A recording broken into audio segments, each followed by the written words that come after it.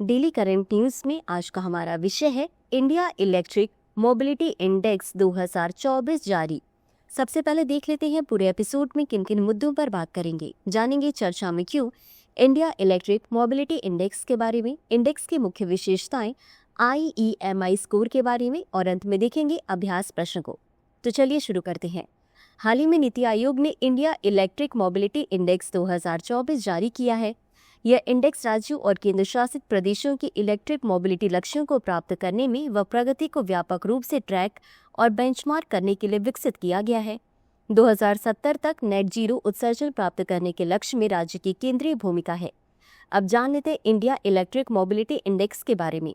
Bharat electric mobility index 3 मुख्य विषयों के अंतर्गत 16 संकेतकों के आधार पर सभी राज्यों और केंद्र शासित प्रदेशों को ट्रैक करता है।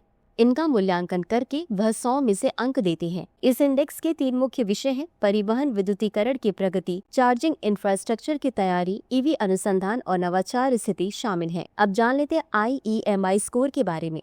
IEMI स्कोर का निर्धारण सभी संकेतकों के आधार पर प्रत्येक राज्य या केंद्र शासित प्रदेश के प्रदर्शन का विश्लेषण करके किया जाता है।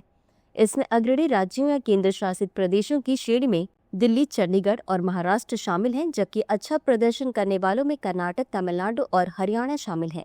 इन राज्यों और केंद्र शासित प्रदेशों को छोड़कर शेष उम्मीदवारों की श्रेणी में शामिल हैं। इंडेक्स की मुख्य विशेषताएं। IEMI एक गतिशील मंच है जो भारत के 28 राज्यों और 8 केंद्र शासित प्रदेशों के प्रदर्शन का आकलन करता है।